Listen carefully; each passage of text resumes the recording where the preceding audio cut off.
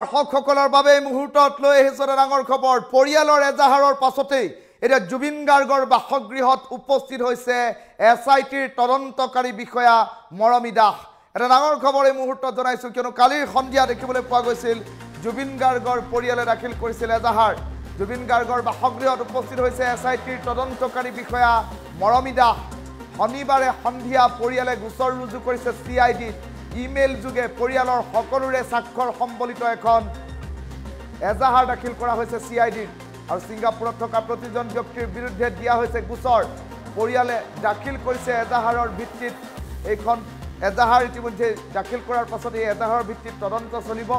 সিংগাপুৰত ইয়াতলৈ লৈ যোৱা প্ৰতিগৰাকী ব্যক্তি আহিব তদন্তৰ আওতালৈ আৰু শ্যামকানু মহন্ত আৰু সিদ্ধাৰ্থ শৰ্মাৰ বিৰুদ্ধেও সিআইডিত গোচৰ তৰিছে আৰু জুবিন গাৰ্গৰ সৈতে যিসকল লোক সিংগাপুৰলৈ গৈছিল তেওঁলোকৰ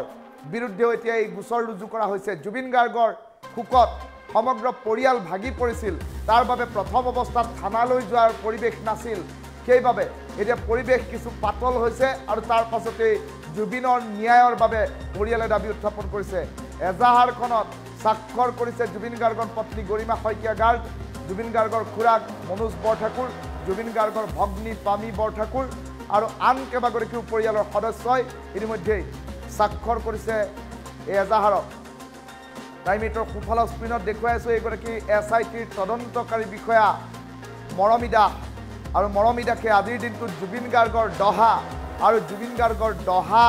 শ্ৰাদ্ধৰ অনুষ্ঠান ঘৰত চলি আছে আৰু এই যি মাংগলিক নিয়ম চলি থকাৰ মাজতে এছআইটিৰ তদন্তকাৰী বিষয়া মৰমী দাস ইতিমধ্যে জুবিন গাৰ্গৰ কাহিলীপাৰাস্থিত ভগদত্তপুৰৰ যি চিনাৰ্জি এপাৰ্টমেণ্টত ইতিমধ্যে এইগৰাকী তদন্তকাৰী বিষয়া উপস্থিত হোৱা দেখিবলৈ পোৱা গৈছে জুবিন গাৰ্গৰ পৰিয়ালৰ লোকে এজাহাৰ দাখিল কৰাৰ পাছতেই বিষয়টো আৰু অধিক এতিয়া স্পৰ্শকাতৰ হৈ পৰিছে বিষয়টো আৰু অধিক এতিয়া ৰহস্যঘন হৈ পৰিব আৰু বিষয়টো ক্ষিপ্ৰতাৰে তদন্ত চলিব এই কথা ইতিমধ্যে সুস্পষ্ট হৈ পৰিছে কালিলৈকে শনিবাৰৰ দিনটোলৈকে দেখিবলৈ পোৱা গৈছিল কেৱল অসমৰ জনতাই ন্যায় বিচাৰি আছিল অসমৰ জনতাই জুবিন গাৰ্গৰ ন্যায় পোৱাটো কামনা কৰি আছিল আৰু তেনে পৰিপ্ৰেক্ষিতত শনিবাৰে সন্ধিয়া দেখিবলৈ পোৱা গ'ল জুবিন গাৰ্গৰ পত্নী সমন্বিতে জুবিন গাৰ্গৰ পৰিয়ালৰ আটাইকেইগৰাকী লোকে স্বাক্ষৰ সম্বলিত এখন এজাহাৰ ইতিমধ্যে দাখিল কৰিছে সিআইডিলৈ আৰু সিআইডিলৈ এই এজাহাৰখন প্ৰেৰণ কৰাৰ পাছত আজি এছআইটিৰ এগৰাকী তদন্তকাৰী বিষয়া মৰমী দাস ইতিমধ্যে জুবিন গাৰ্গৰ চিনাৰ্জি এপাৰ্টমেণ্টত উপস্থিত হোৱা দেখিবলৈ পোৱা গৈছে দহাৰ মাংগলিক কাৰ্য ইতিমধ্যে চলি আছে কাহিলীপাৰাৰ ভগদত্তপুৰৰ জুবিন গাৰ্গৰ বাসগৃহত আৰু জুবিন গাৰ্গৰ বাসগৃহত এই কাৰ্য সমাপন হৈ থাকোঁতে এইগৰাকী এছআইটিৰ তদন্তকাৰী বিষয়া ইতিমধ্যে উপস্থিত হৈছে জুবিন গাৰ্গৰ বাসগৃহত জুবিন গাৰ্গৰ পৰিয়ালে ইতিমধ্যে এজাহাৰ দাখিল কৰাৰ পাছতে সম্প্ৰতি সমগ্ৰ বিষয়টোক লৈ এতিয়া তৎপৰ ভূমিকা অৱলম্বন কৰিছে এছআইটিয়ে সিআইডিয়ে তৎপৰতাৰে ভূমিকা অৱলম্বন কৰাৰ বাতৰি এই মুহূৰ্তত আহি পৰিছে জুবিন গাৰ্গৰ বাসগৃহত উপস্থিত হৈছে এছআইটিৰ তদন্তকাৰী বিষয়া মৰমী দাস শনিবাৰে সন্ধিয়া গৰিমা শইকীয়া গাৰ্গ আৰু পৰিয়ালে গোচৰ ৰুজু কৰিছিল সিআইডি আৰু পৰিয়ালে দাখিল কৰা এজাহাৰৰ ভিত্তিত এতিয়া তদন্ত প্ৰক্ৰিয়া চলিব অতি শীঘ্ৰেই জালত পৰিব ঘটনাত জড়িত লোকসকল হাৰি নাযায় শ্যামকানু সিদ্ধাৰ্থ কিয়নো এতিয়া তদন্ত পানী নসৰকা তদন্ত চলিব ৰাজ্যৰ মুখ্যমন্ত্ৰীগৰাকীয়েও উল্লেখ কৰিছে যে কোনো কাৰণত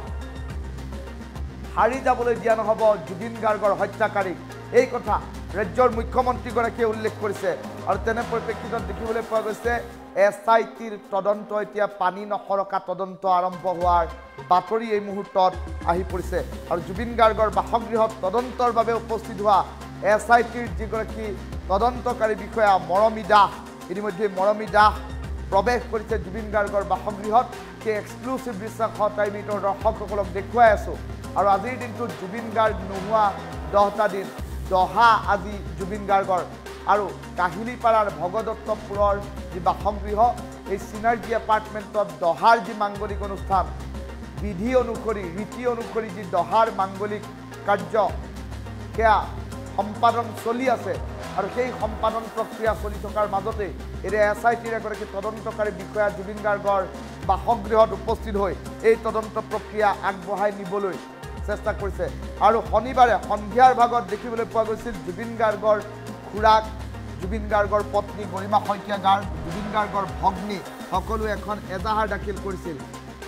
আৰু জুবিন গাৰ্গৰ খুৰাকে কি মন্তব্য কৰিছিল সেই মন্তব্যটো টাইম মিনিটৰ দৰ্শকসকলক আমি শুনাম যে সেই সময়ছোৱাত যেতিয়া জুবিন গাৰ্গৰ বিয়োগৰ বাতৰি পাইছিল পৰিয়ালটো ভাগি পৰিছিল আৰু পৰিয়ালটো ভাগি পৰাৰ পাছত পৰিয়ালটোৱে সেই সময়ত থানালৈ যোৱাৰ পৰিৱেশ এটা বিচাৰি পোৱা নাছিল এতিয়া যিহেতু পৰিস্থিতি কিছু পাতলিছে তেনে পৰিপ্ৰেক্ষিতত জুবিন গাৰ্গৰ ন্যায়ৰ দাবী তুলি এতিয়া পৰিয়ালটো আৰক্ষীৰ কাষ চাপিছে ইমেইল যোগে CID লৈ প্ৰেৰণ কৰিছে এখন এজাহাৰ আৰু এই এজাহাৰখনৰ ভিত্তিতে এটা তদন্ত চলিব আৰু সমান্তৰালকৈ দেখিবলৈ পোৱা গৈছে SITৰ এইগৰাকী তদন্তকাৰী বিষয়া মৰমী দাস ইতিমধ্যে উপস্থিত হৈছে জুবিন গাৰ্গৰ বাসগৃহত আৰু এজাহাৰখন দি জুবিন গাৰ্গৰ খুৰাক মনোজ বৰঠাকুৰে কি মন্তব্য প্ৰকাশ কৰিছে সেই মন্তব্যটো প্ৰথমে শুনাই লৈছোঁ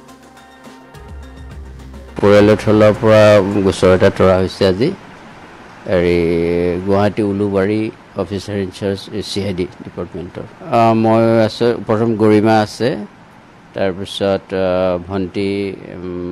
জুবিনৰ ভণ্টি পামী আছে ডক্টৰ পামী বৰঠাকুৰ আৰু মই কৰিছোঁ মনোজ বৰঠাকুৰে নাই ডিটেইলছটো এতিয়ালৈকে আপোনাক মই ক'ব নোৱাৰো কেলৈ আজি মই 5টা বজাতে আহিলোঁ যে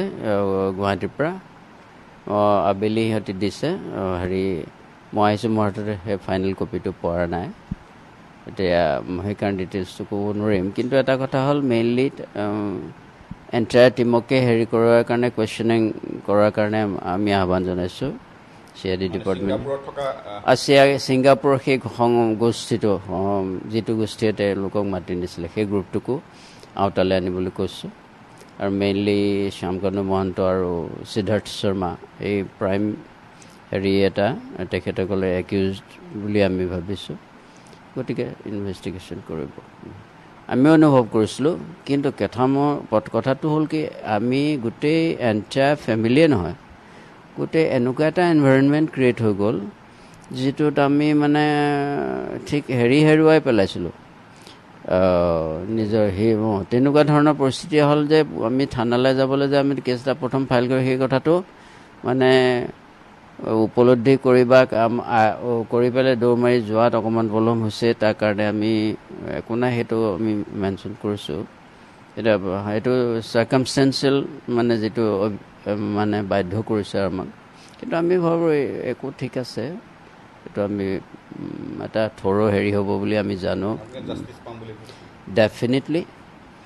আমি মানে অসমৰ গোটেই জনসাধাৰণে জাষ্টিছ পাব লাগিব এইটোৱে আমি এবছলুটলি আমি বিশ্বাস কৰোঁ যে খুব সোনকালে এইটো এষ্টাব্লিছ হ'ব মুখ্যমন্ত্ৰীটো অল দি টাইম তেওঁ মানে এইটোৰ ওপৰত নজৰ ৰাখিছে আৰু particularly he has taken A lot of steps আমি চাইছোঁ আমি খুব মাইনিউটলি অবজাৰ্ভ কৰিছোঁ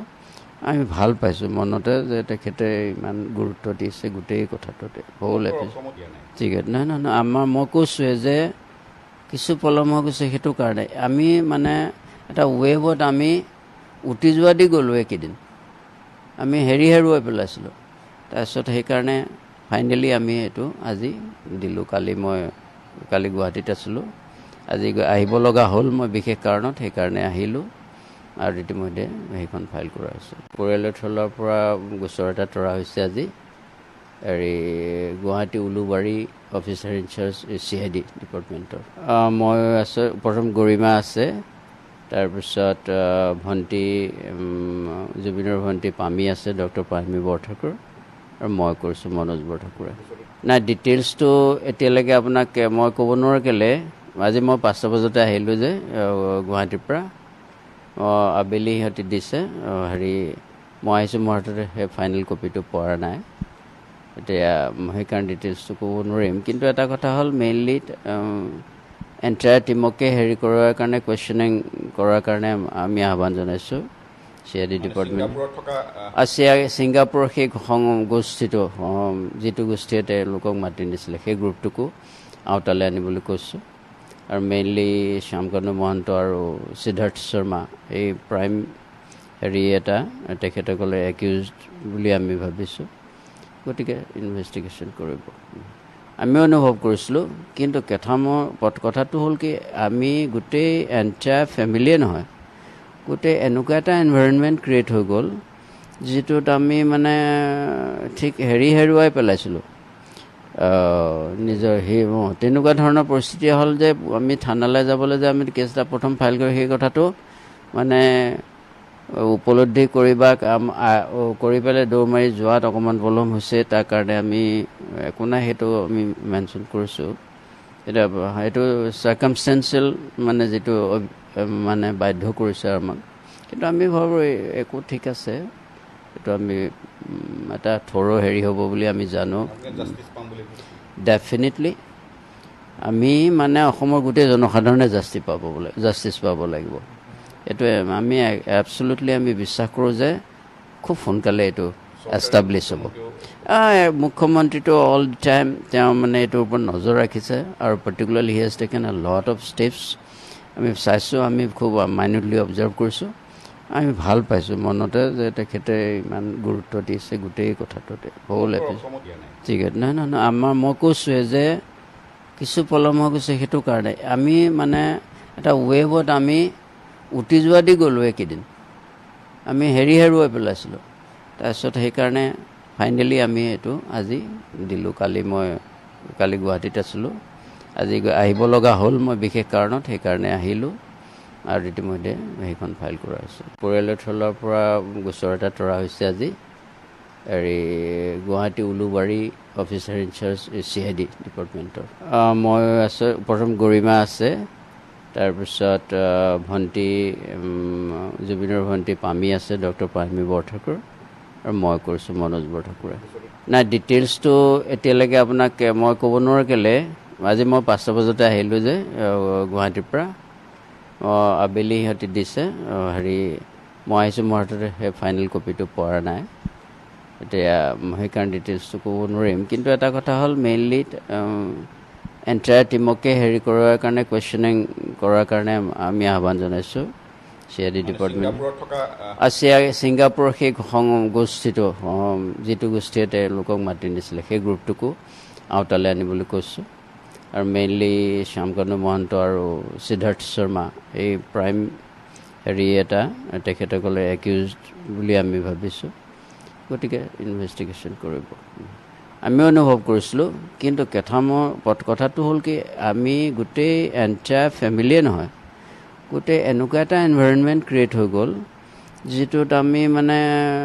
ঠিক হেৰুৱাই পেলাইছিলোঁ নিজৰ তেনেকুৱা ধৰণৰ পৰিস্থিতি হ'ল যে আমি থানালৈ যাবলৈ